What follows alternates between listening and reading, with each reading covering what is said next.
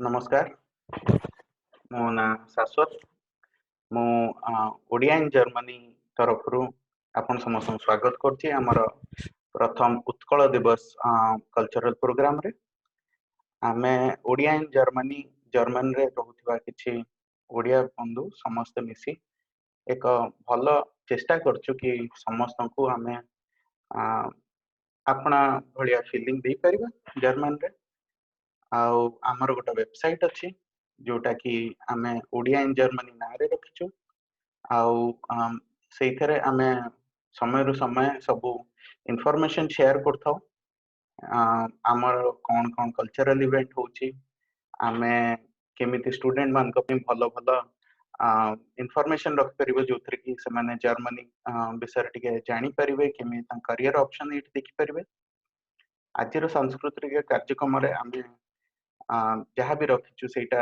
आम तन्मय भाईना कहिबे तन्मय भाईना मोर बहुत प्रिय बंधु आउ ओडिया भाषार बहुत बड़ प्रेमी आउ सी ओडिया जाति ପାଇଁ बहुत गोटे प्रमुख दिन दीर्घ 85 वर्ष तले आमे निज स्वाभिमान बंचेबा ପାଇଁ आमे निजे गोटे अलगा राज्य प्रतिष्ठा ପାଇଁ लड़ीथिलु और सफल हेइथिलु एटा बहुत दुख भी लगे जे पूरा भारत वर्ष से टाइम रे स्वाधीन ପାଇଁ लड़ुथिला और आमे हम निज स्वाभिमान ପାଇଁ लड़ुथिलु किंतु एटा गोटे जीवंत जाति ए जाति को बंचेबा ପାଇଁ सेटा अनिवार्य थिला केवल भाषा को नहीं कि नुहे संस्कृति बंचेबा ପାଇଁ भी अनिवार्य थिला तो मो हिसाब रे ओडिशा दिवस टा गोटे खाली गोटे भाषा को नहीं कि राज्य प्रतिष्ठार दिवस नुहे एटा होची हमर संस्कृति को बंचेबार गोटे दिवस आमे समस्ते जानिचु जे आम पूर्वज माने हमको बहुत किछि देइचंती ता प्रतिबदल रे आज आमे एठी आज अछु आउ गर्वर सहित निजको ओडिया बोली भाबुछु किंतु आमर मध्य गुरु दायित्व जे आम जाति को बंचेबा ପାଇଁ हेले हमको मध्य सेही पूर्वज मानकर जहाँ हमको देइचंती ताको आगो बढ़ेबा को हो खाली भाषा को नहीं कि नुहे आम संस्कृति को आम शैली को आम जीवन धारा को मध्य हमको बंचे को हो तो एटा गोटे छोट प्रयास आमे आमे जेते भाई भौणी एठी अछु आमे जर्मनी रे मिसिकी से दिनटा मने पकेइबा आगो को आमे केमिति निज परिचयटा को निज अस्तित्वटा को निज स्वाभिमानटा को बंचे के आगो बढ़िबो से पय संकल्प करिके आगो बढ़िबो तो आज एथि मु आगो को बढ़ुची एथि एथि आमे यही गुड़ा को कार्यक्रम रखीचु एटा बहुत स्वल्प समय छाड़िबा को चाहूचु तो आपर आमे वंदे उत्कल जननी गाइबा मु गोटे पर स्लाइड रे मु रखीची वंदे उत्कल जननी चारिटा स्टांजा तो मिसिकी समस्त गाइबा जदि भाबुची बिना म्यूजिक रे किंबा बिना यूट्यूब रो ध्वनि देकी गाइले भी भलो लागिवो बोते मिसिकी गाइबा सेमती तापरे सौरभ हमको साहाय्य करिवे जे हमरो प्रबंध प्रतियोगिता हेइतला ता फल से उद्घोषणा करिवे तापरे जदि आम भितरे कार किछि कविता अछि कि किंबा के गीत पई अनुरुचि अछि से माने गाई परिवे परिशेष रे देवाशीष भाईना हमको धन्यवाद अर्पण करिकी हमें प्रोग्राम टा कंप्लीट करिवा तो वर्तमान आम समस्ते छिड़ा ही जीवा एवं आम ओडिशा माँ को सम्मान देवा उपलक्षे आमे समस्ते वंदे उत्कल जननी गाइबा तो स्क्रीन रे देखा जाउची समस्त भाई स्क्रीन शेयर करो ओके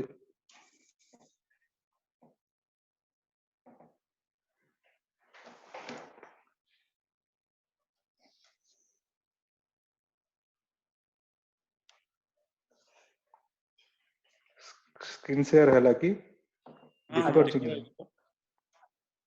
ओके ओके पछु पळेले माने हां एबे ठीक ओके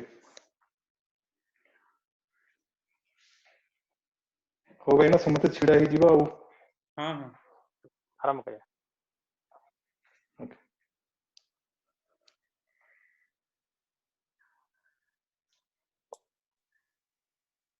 1 2 3 start. वन्दे उत्कलजननी वन्दे उत्कलजननी वन्दे उत्कलजननी चारुभासमयी जननी जननी वन्दे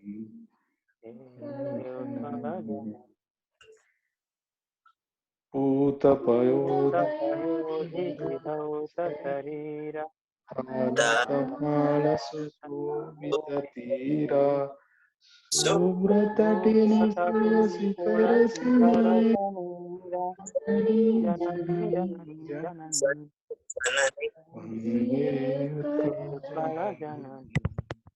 वन्दे उत्कलजननी वन्दे उत्कलजननी वन्दे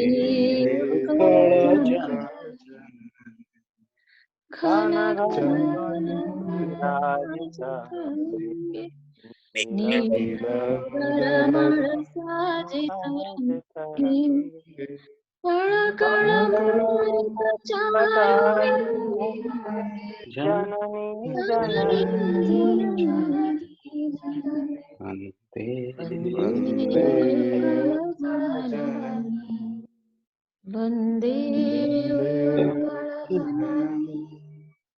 वन्दे उत्कलजननी वन्दे सुन्दर सारि सुशोभित जननी जननी वन्दे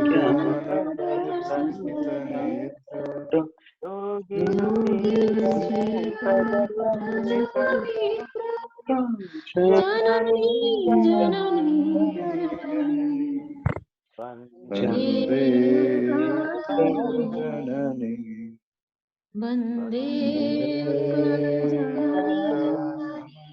वन्दे उत्कलजननी वन्दे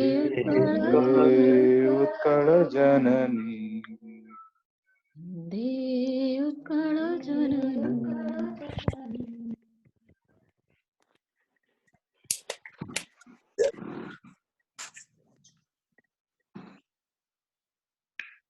तो स्वरूप भाई तुमरो गोटे कविता हो ताले कविता तो भाई ମୋ ପାଖରେ ଏବେ ନାହିଁ ତ ଆମେ ଆରମ୍ଭ କରିବା ଆମର କାର୍ଯ୍ୟକ୍ରମର ପ୍ରଥମରୁ। ओके ओके ताले हाँ ଆମେ ପ୍ରତିଯୋଗିତାର ଏଇଟା ପ୍ରତିଯୋଗିତାର ଫଳ ଡିକ୍ଲେୟାର କରିବ ତା ଫଳାଫଳ ଠିକ ଅଛି स्वरूप भाई ତମେ ଷ୍ଟାର୍ଟ କର ତାହେଲେ। ପ୍ରଥମେ ଆରମ୍ଭ। ନମସ୍କାର ସମସ୍ତଙ୍କୁ ମୋ ତରଫରୁ। ଏଇ ଉତ୍କଳ ଦିବସ ଉପଲକ୍ଷେ ଆମେ ଗୋଟେ ପ୍ରବନ୍ଧ ପ୍ରତିଯୋଗିତା କରିଥିଲୁ।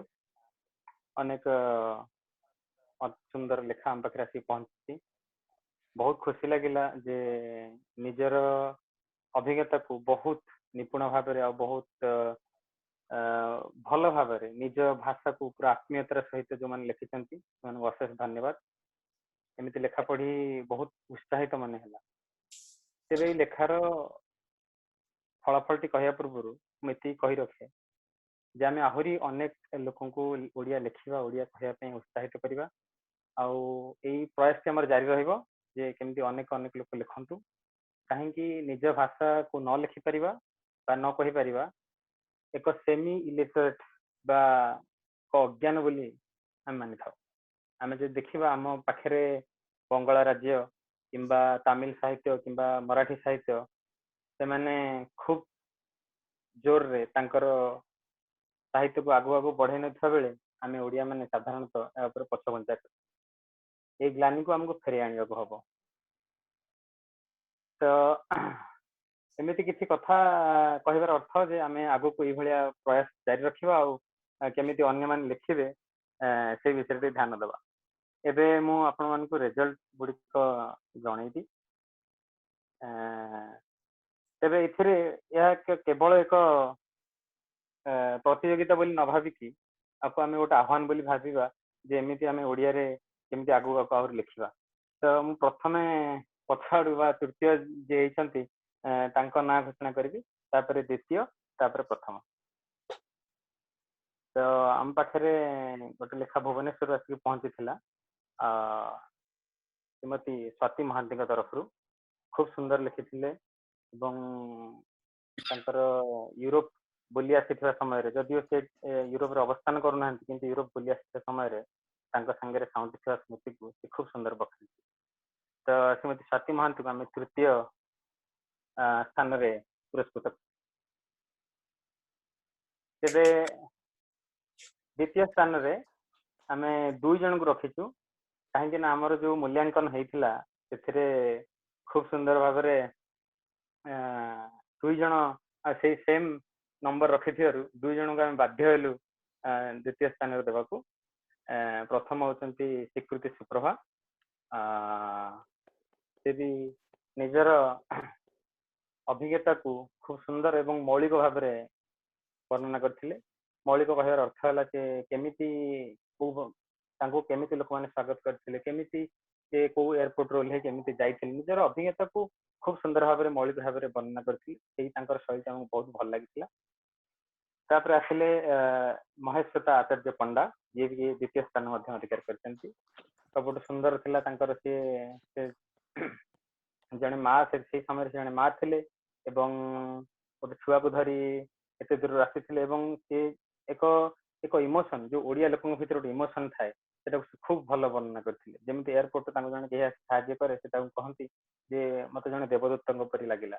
ତ ଏଇ ଯୋଉ ଇମୋସନଟା ଆମ ଭିତରେ ଅଛି, ଯୋଉ ଜଗନ୍ନାଥ କଲଚରଟି ଆମ ଭିତରେ ଅଛି, ସେଇଟାକୁ ଖୁବ ଭଲ ଭାବରେ ବର୍ଣ୍ଣନା କରିଥିଲେ। ତେଣୁ ତାଙ୍କୁ ଆମେ ଦ୍ୱିତୀୟ ସ୍ଥାନରେ ପୁରସ୍କୃତ କରିଛୁ।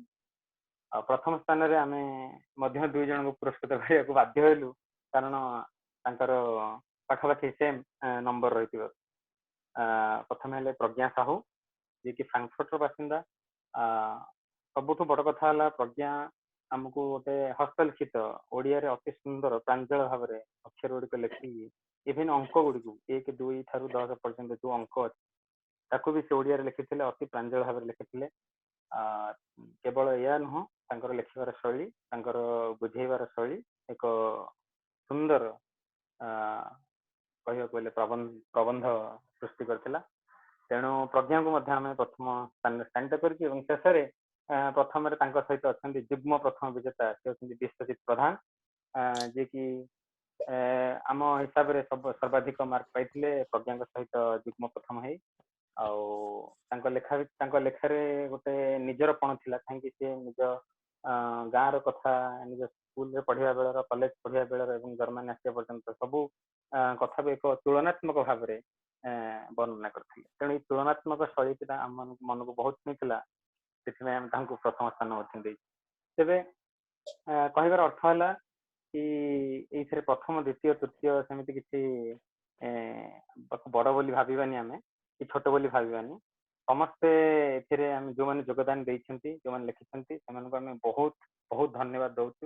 ଲେଖା ଗୁଡ଼ିକ ସତରେ ପୁରା ହୃଦୟସ୍ପର୍ଶୀ ଥିଲା। ତେବେ ଆଗାମୀ ଦିନରେ ଏମିତି ରହିବ, ଆମେମାନେ ଆପଣମାନଙ୍କୁ ଆପଣଙ୍କ ସାର୍ଟିଫିକେଟ ଆଉ ଯାହା ଆମ ତରଫରୁ ହେଇପାରିବ ଆମେ ନିଶ୍ଚିତ ପଠେଇବୁ। ଧନ୍ୟବାଦ।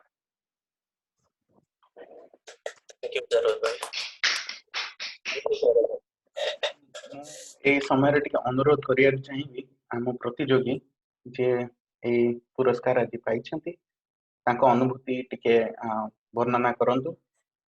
ତାହେଲେ ସେ ଅନ୍ୟମାନଙ୍କୁ ପ୍ରୋତ୍ସାହନ କରିପାରିବେ କେମିତି ସେମାନେ ବେଶୀ ଓଡ଼ିଆ ଲେଖନ୍ତୁ, ଭଲ ଓଡ଼ିଆ ଲେଖନ୍ତୁ। ଆଉ ଆମେ ଏଇ ଜିନିଷ ଓଡ଼ିଆ ଭାଷାର ପ୍ରବାହ ଆମେ କେମିତି ବଢେଇ ପାରିବା, ଆମକୁ ବି ଆଇଡିଆ ଆସିବ, ଆମେ ବି ସେଇଥିରେ ଧ୍ୟାନ ଦେବୁ।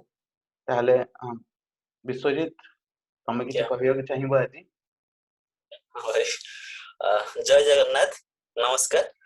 ମୁଁ ବିଶ୍ୱଜିତ ପ୍ରଧାନ, ମୁଁ ଏଇ ମାଷ୍ଟର କରୁଛି ୟୁନିଭର୍ସିଟି ଅଫ ବ୍ରେମେନ ରେ ଏରୋସ୍ପେସ ଇଞ୍ଜିନିୟରିଂ ରେ।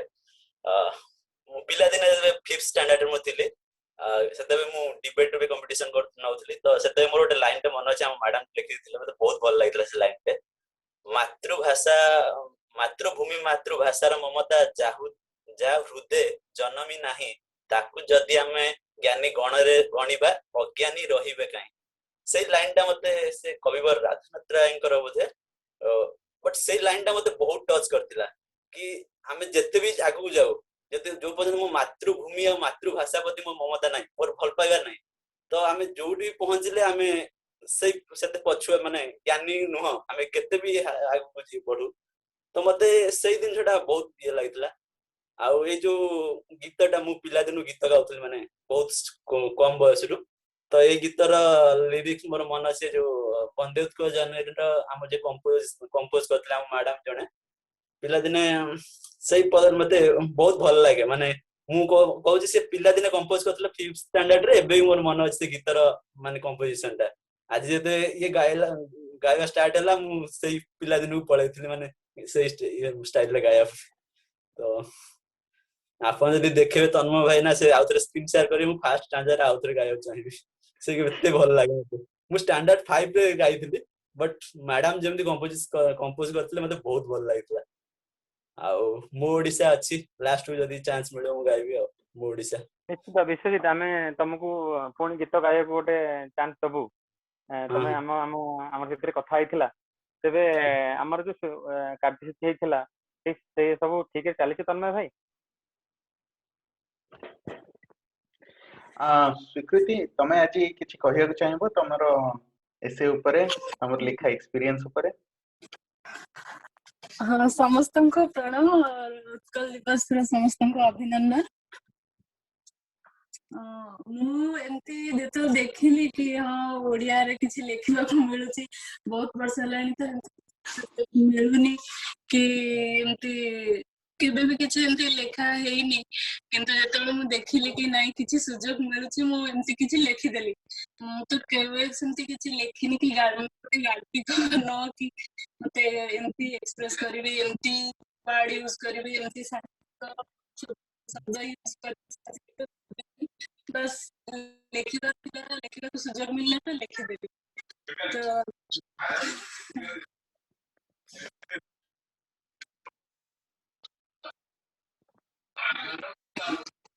ଧନ୍ୟବାଦ। ଆଉ କେହି ଆମର ପାର୍ଟିସିପେଣ୍ଟ ଅଛନ୍ତି କି ଆଜି ଅନଲାଇନ ରେ?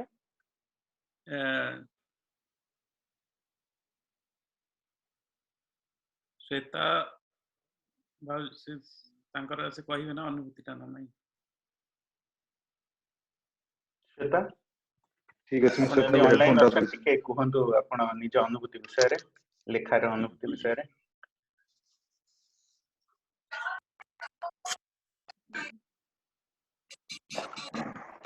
ବହୁତ ଦିନ ପରେ ସମସ୍ତଙ୍କୁ ଓଡିଆରେ ଏତେ ଲୋକଙ୍କୁ ଦେଖିକି କଥା ହଉଛି ମୁଁ।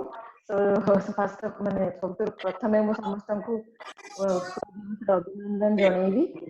ଆଉ ଯୋଉ ଉତ୍କଳ ଦିବସ ପାଇଁ ଯୋଉ ଗୋଟେ ପ୍ରବନ୍ଧ ପ୍ରତିଯୋଗିତା ହେଇଥିଲା, ଏଥିରେ ଲେଖିବାକୁ ଆମକୁ ସୁଯୋଗ ମିଳିଲା।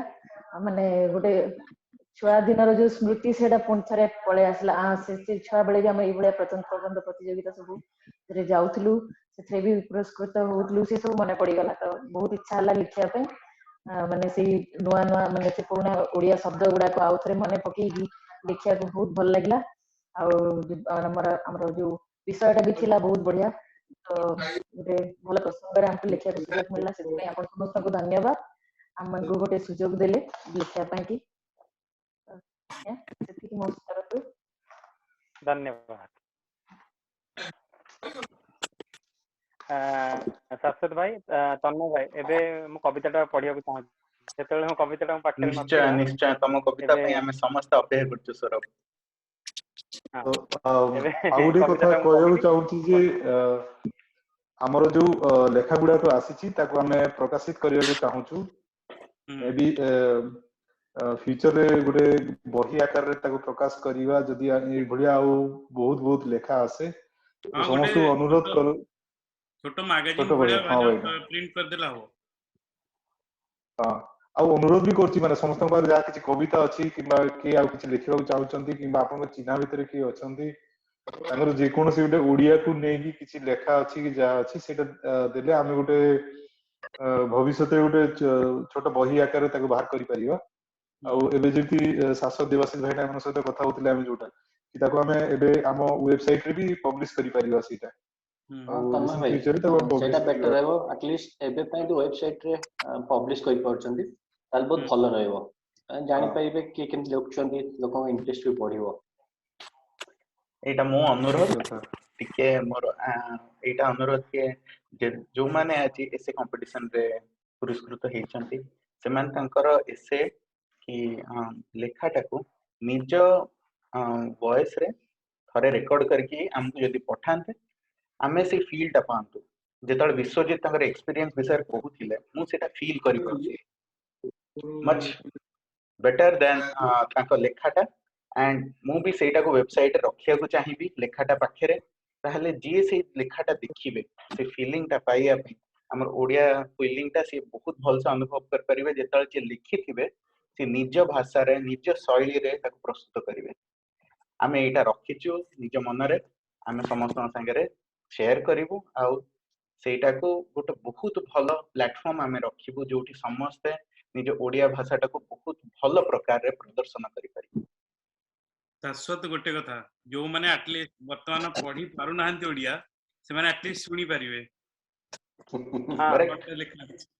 ସେଇଟା ମୋ ଭଳିଆ ଓଡିଆ ପ୍ରେମୀଙ୍କ ପାଇଁ ବହୁତ ଭଲ ଯାହାଙ୍କ ଘରେ ବହୁତ ଲେଖକ କିନ୍ତୁ ସିଏ ଓଡିଆରେ 4 ଅକ୍ଷର ଲେଖିବା ଆଗରୁ ଭାବନ୍ତି ସୋ ନିହାତି ସେଇଟା ଗୋଟେ ବହୁତ ଭଲ ଜିନିଷ ହବ ଆମ ସମସ୍ତ ନାଇଁ ସେ ପଏଣ୍ଟଟା ମୁଁ କହିଲି ନା ମାନେ ଓଡିଆ ଗୋଟେ ଖାଲି ଭାଷା ନୁହେଁ ଗୋଟେ ମୁକ ସେ କଥା କହିପାରେନି ତ ତା ପାଇଁ କଣ ସେ ଓଡିଆ ନୁହେଁ କି ଓଡିଆ ଗୋଟେ ଖାଲି ଭାଷା ନୁହେଁ ଓଡିଆ ଗୋଟେ ସଂସ୍କୃତି ଗୋଟେ କଲଚର ତମ ଭିତରେ ଯୋଉ ଓଡିଆ ପ୍ରତି ଯୋଉ ସ୍ନେହ ଅଛି ମମତା ଅଛି କି ତମ ଓଡିଆ ପ୍ରତି ଯୋଉ ଫିଲିଂସଟା ଅଛି ସେଇଟା ବହୁତ ଇମ୍ପୋର୍ଟାଣ୍ଟ ଭାଷା ନିହାତି ଇମ୍ପୋର୍ଟାଣ୍ଟ ମୁଁ ମାନୁଛି କିନ୍ତୁ ଖାଲି ଭାଷା ଗୋଟେ ପାର୍ଟ ତାର ବହୁତ ଭଲ ତ ଏବେ ଆମେ ଟିକେ ଆରମ୍ଭ କରିବା ସୌରଭଙ୍କର ଲେଖାରୁ ତାଙ୍କର ପୋଏଟ୍ରି ପାଇଁ ଆମେ ଅପେକ୍ଷା କରିଛେ ସେ ଟିକେ ଆଜି ଆରମ୍ଭ କରନ୍ତୁ ଠିକ ଅଛି ମୁଁ ମୋ କବିତା ଆରମ୍ଭ କରିବି ପରେ ପୁଣି ଆମେ ବିଶ୍ୱଜିତର ଗୀତଟି ଶୁଣିବା ଓକେ ଆରମ୍ଭ କରୁଛି କବିତାର ଶୀର୍ଷକ ବର୍ଣ୍ଣବୋଧ ଠିକ ଯେଉଁଦିନ ବୋର୍ଡିଂ ପାସ୍ ଧରି ମୁଁ ଉଡାଜାହାଜରେ ବସେ ମୋ ସହ ଟେକ୍ ଅଫ୍ କରେ ମୋ ଓଡିଆପଣ ପ୍ରିୟ ଛକର ଦହିବରା କଲେଜ କ୍ୟାଣ୍ଟିନ ସନ୍ଧ୍ୟା ବେଳର ଖଟି ମୋ କ୍ରିକେଟ ବ୍ୟାଟ୍ ଆଉ ମଲାଟା ଚିରି ଯାଇଥିବା ମୋ ବର୍ଣ୍ଣବୋଧ କେଉଁ ଏକ ଅଜଣା ଅକ୍ଷାଂଶ ଓ ଦ୍ରାଘିମାରେ ମୁଁ ଖୋଜି ବସେ ମୋ ପଖାଳ କଂସା କେଉଁ ଏକ ଅଜଣା ଅକ୍ଷାଂଶ ଓ ଦ୍ରାଘିମାରେ ମୁଁ ଖୋଜି ବସେ ମୋ ପଖାଳ କଂସା ଖାଲି ସେତିକି ନୁହେଁ ପଣା ସଂକ୍ରାନ୍ତି ଦିନ ମୋ ଛାତି ଭିତରେ ବାଜି ଉଠେ ଢୋଲ ଆଉ ମୃଦଙ୍ଗ ଧୀରେ ଧୀରେ ଜୀବନ ହୁଏ ଡିଜିଟାଲ ଧୀରେ ଧୀରେ ଏ ଜୀବନ ହୁଏ ଡିଜିଟାଲ ମୋ ହ୍ୱାଟ୍ସଆପରେ ଖାଏ ରଜପାନ ଆଉ ଇନଷ୍ଟାଗ୍ରାମରେ ପୋଡପିଠା ମନେ ପଡେ ଦୁର୍ଗା ପୂଜା ନୂଆଖାଇ ଓ ସ୍କୁଲର ବାର୍ଷିକ ଉତ୍ସବ ମନେ ପଡେ ଦୁର୍ଗା ପୂଜା ନୂଆଖାଇ ଓ ସ୍କୁଲର ବାର୍ଷିକ ଉତ୍ସବ କେମିତି ଗୋଟେ ହୃତ୍ସ୍ପନ୍ଦନ ବଢିଯାଏ ଠିକ ଅଗଷ୍ଟ 15 ଦିନ ଇଚ୍ଛା ହୁଏ ପିନ୍ଧି ଦିଅନ୍ତିନି କି ମୋ ସ୍କୁଲ ଜୋତା ସେପଟେ ବୋଉ ପଚାରେ ଆରେ ସମୟ କେତେ ତାପମାତ୍ରା କେତେ ଆମର ପରା ସନ୍ଧ୍ୟା ହେଲାଣି ତୁ ଖାଇନୁ ଏଯାଏଁ ଧନ୍ୟବାଦ ସମସ୍ତଙ୍କୁ ଧନ୍ୟବାଦ ବହୁତ ସୁନ୍ଦର ସୌରଭ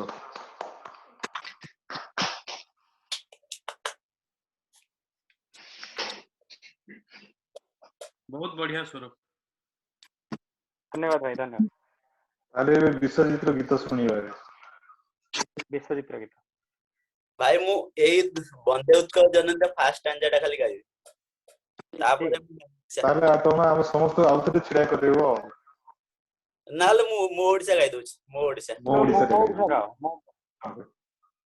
ହଉ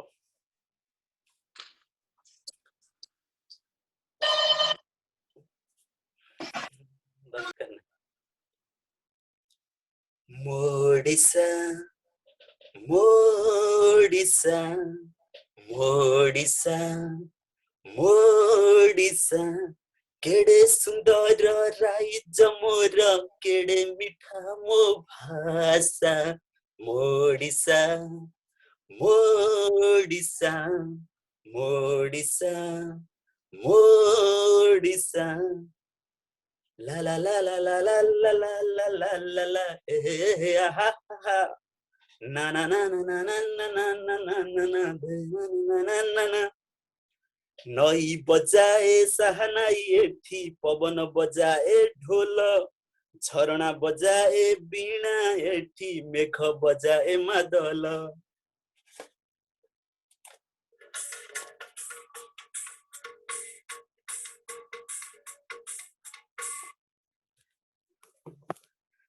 एई पानी मो पाई पादुक ए माटी मो चंदन सेई चंदने लेखा अछि जीवन 40 मोडिसा मोडिसा मोडिसा मोडिसा केड़े सुंदर राइज मोर केड़े मिठा मो भाषा मोडिसा मोडिसा मोडिसा मोडिसा लंगल कथा बुझुची खेत खेत कथा बुझे चषा ओडिया मन ओडिया प्राण बुझे पखाल कंसा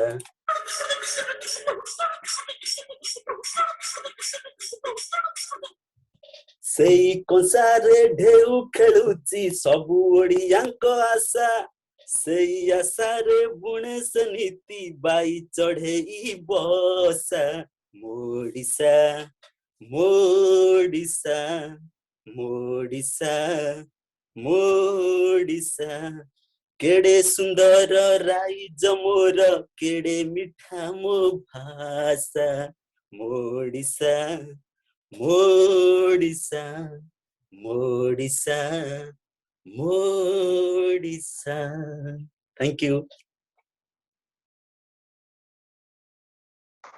धन्यवाद विश्वजीत, बहुत सुंदर। बहुत सुंदर विश्वजीत, धन्यवाद, बहुत बढ़िया। Thank you. ତାହେଲେ ଦେବାଶିଷ ଭାଇନା ନେକ୍ସଟ ଗୀତଟା ଆପଣଙ୍କର। ଗୀତ ନାହିଁ, ମତେ ଗୀତ ଯାଉନି। ଠିକ ଅଛି, ତାହେଲେ ମୁଁ ମୋର ଗୋଟେ କବିତା ପଢୁଛି। ଆଚ୍ଛା ଭାଇର ସେ 6 ମିନିଟ୍ ଆଉ ଅଛି, ପୁଣି ଆଉ ଥରେ ଜଏନ୍ କରିଦବା ତାହେଲେ, ନାଇଁ? ମୁଁ 2 ମିନିଟରେ ସାରିଦେବି ଭାଇନା। ମୁଁ ଛୋଟ କବିତା ଭାଇନା ଛୋଟିଆ ଲିଖିଛି, 2 ମିନିଟ ସାରିଦେବି। ଠିକ ଅଛି। ମୋ କବିତାର ଶୀର୍ଷକ ହଉଛି ବିରହୀ ବସନ୍ତ। ଆର ବର୍ଷ ଲକଡାଉନ ଟାଇମରେ ଲେଖିଥିଲି। ଏମିତି ବସନ୍ତ ଟାଇମରେ ସକାଳେ ସକାଳେ ଉଠିଛି, ବାହାରେ ବଢିଆ ସିନେରୀଟା ଅଛି, ମାନେ ଘର ପାଖରେ ଗୋଟେ ପାର୍କରେ ଛୁଆମାନେ ଆଗ ଖେଳୁଥିଲେ, ବୁଢାବୁଢୀ ମାନେ ବସିକି ମଜଲିସ କରୁଥିଲେ। କିନ୍ତୁ ଏ ବର୍ଷ ମାନେ ଲକଡାଉନ ଥିଲା କହିକି ପୁରା ଫାଙ୍କା ହେଇଯାଇଛି, ଆଉ ତାକୁ ନେଇକି ଲେଖିଛି। ଏଗୋ ଚିର ଶୋଭିତ ବସନ୍ତ, ଋତୁ ଯୁଗର କାବ୍ୟର ଲାସ୍ୟମୟ ଅଭିସାରିକା ପରି ରାଜରାଣୀ ଗତ୍ରରୁ ତୁମେ ଅବତରିତ। ଯେବେ ଆସିଲ ରଙ୍ଗହୀନ ଶୁଭ୍ର ହେମ କବର ଚିରି, ହେଇ ଜୀବନ୍ତ ଶୃଙ୍ଗାର ରତ, ପରସେ କରିବାକୁ ବିରହର ଅନ୍ତ। ଶୀତ କାଳର ବୈରାଗୀ ଚେରି ବୃକ୍ଷ ସବୁ ବ୍ୟସନ ତେଜି, ଖୋଜୁଥିଲେ ଉନ୍ମୁକ୍ତ କର ପ୍ରସାରୀ, ସାଧୁଥିଲେ ଯୋଗ। ତୁମ ପରସ କୁହୁକେ ଆଜି କାମନାୟଣୁ ଘେନି, ଗୋଲାପୀ ଫୁଲ ଗୋଚ୍ଛାରେ ଆଚ୍ଛାଦିତ ପୁଣି। ଫିରଙ୍ଗୀ ମାଟିର ଅନ୍ୟ ଅପରିଚିତ ଗହନ ରାଜି, ଖେଳେଇ ଦେଲେ ନିଜ ନିଜ ରୂପସଜ୍ଜାର ପ୍ରତିସ୍ପର୍ଦ୍ଧା ବାଜି। ହେଲେ କାହିଁକି ସେ ବସନ୍ତ ଗାଗରେ ସଜ୍ଜା ଥିଲେ ବି କୃତ୍ରିମ ଫୁଲ ପରି ମାଦକତା ନାହିଁ। ମାଦକତା ତ ଥାଇ ବି ପାରେ, ହେଲେ ତାର ଦାବିଦାର କିଏ ନାହିଁ, ଦାବିବା କିଏ କରେ। ଦିବାକର ପ୍ରହର ସବୁ ତ ନିଛାଟିଆ, ମଳୟ ମାଦଳରେ ନୃତ୍ୟ ବିଭାବରୀ ବି ଆଜି କ୍ରାନ୍ତ। ଏ ବସନ୍ତ କୋଳରେ ଶିଶୁର କୋଳାହଳ ନାହିଁ, ନାହିଁ ତରୁଣ ତରୁଣୀର ହାସ୍ୟ ଚିତ୍କାର, କି ବେଞ୍ଚ ଉପରେ ବସି ରହି ନିଃସଙ୍ଗୀ ବୃଦ୍ଧା ବୃଦ୍ଧିର ଆକାଶ ମାପୁଥିବା ଦୃଶ୍ୟ। ଅଛି ଅଛି ଖାଲି ସମୀରର ସ୍ୱର ଆଉ ଫରଫର ଉଡ଼ନ୍ତା ପର। ମୋର ଈର୍ଷା ସେଇ ନିରୀହ ଫିରଙ୍ଗୀ କଜଳପାତି ଉପରେ, ହଳଦୀ ବସନ୍ତ ଉପରେ। କେତେ ମୁକ୍ତ, କେତେ ଜୀବନ୍ତ ସେ, ତା ଲାଗି ତ ବସନ୍ତ ବାରଣ ନାହିଁ। ସଖା ସହି ଶାବକ ସଙ୍ଗେ ମଧୁ ବିହଙ୍ଗ ବିଳାପରେ ରତ, କାହିଁ ଏ ପକ୍ଷପାତ। ଅବଶ୍ୟ ଏମାନେ ଆମ ପରି ଋତୁ ନେଇ ରୂପ ବଦଳାନ୍ତି ନାହିଁ, शीत दिन अहमिकार उष्म शीत दिने अहमिका उष्म कपट जैकेट और दारुण उष्मर ग्रीष्म शाश्वत शुभ्र आवरी जन्म तारुण्य कर्म कारुण्य सबुतिरे आम रूप भिन्न भिन्न बोधे सेथिपाई बसंत आज रिक्त से विरही बसंत लगे आम मनुष्य अपृश्य। धन्यवाद। बहुत बहुत बढ़िया बढ़िया भाई। बहुत सुंदर। हेले एई कविताटा भी रखिवा वेबसाइट रे आ तार के अर्थटा भी ଟିକେ लिखि दवा निहाती सेटा ठीक कथा देवाशीष भाई कहले। सबू माने बुझा पड़िला आपण थरी थर आगुर बुझेइतले बहुत बढ़िया सिलेक्शन। हाँ ताहले धन्यवाद तन्मय भाईना। आ मु समस्त को आज धन्यवाद करिया को चाहिबी कि आज से माने आज वर्किंग डे थाउ थाउ निजर मूल्यवान टिके समय बाहर करके आज हमर उत्कल दिवस जॉइन करछंती। आमे हमर ओडिया भाषा प्रचेष्टा आगु को आवरी बढ़ेबू आ आपण समस्त प्रेम भल पाइबा महत्व रे आमे आवरी भल काम कर चली। आ मु आशा करूची आमे एमती बारंबार देखा हवा हमर जेति कि देवाशीष भाई ना किछि कहिबे पर्व आमे सेलिब्रेट करिवा आ क्लोज करिवा आगु देवाशीष भाईना को कहबी जहा से शेयर करिया चाहिबे। आ जय जय। आज तो आमे ए सुंदर कार्यक्रम रो अंतिम पर्यायर आसी पहुंची जाइछे। हेले सरी जुवा पूर्वरु मु खाली टिके पुणी आउ थरे मने पकाय देउ चाहूची। एप्रिल 1 तारिख 1936 मसिया एई दिवसटा होची प्रत्येक ओडियांक पई जे कि निज हृदय रे निज मातृभूमि और मातृभाषा रो माने पई गर्वित तांको पई एक अविस्मरणीय दिवस। एई दिवस उपलक्षे उत्कल गौरव मधुसूदन दास एक कहितले जे माँ माँ बोली केते मु खोजिली माँ को पाइली नहीं भाई भाई बोली केते मु डाकिली उत्तर न देले केही खोजिली अरण्य वन समाज रे खोजिली बारिधि तट सर्वत्र देखिली माता पद चिन्ह माता को पाइली नहीं मातार भेट। तो आज उत्कल यही पवित्र दिवस रे आमे आज भाविया पड़िबो जे केते कष्ट सही सेई जो महापुरुष माने हमको उत्कलर स्वतंत्रता देइचंती हमर भाषार पुनरुद्धार करिसंती। तेणुकरी पवित्र दिवस रे आज आमे संकल्प करिबा समस्त एकजुट हेई कि हमर ओडिया भाषा आउ हमर मातृभूमि रा उन्नति पय आमे सदा सर्वदा तत्पर रहिबा। तेणु मु आज हमर जो समस्ते बड़ भाई माने जाई तन्ना भाई आउ शाश्वत समस्ते जो एते आउ सौरभ एई जो एसे कंपटीशन टा को सहज रे करि पारले तांको पय मु बहुत बहुत धन्यवाद। आउ जो हमर जो प्रतियोगी माने थिले सेमानंकर प्रतियोगिता पई जो सहज जे सेमाने एते परिश्रम करले ता पई बहुत बहुत धन्यवाद। तेणु समस्त को आज उत्कल दिवस शुभेच्छा संबर्धना दे आसंतु आज विराम करिवा प्रोग्राम। वंदे उत्कल जननी। वंदे उत्कल जय जगन्नाथ।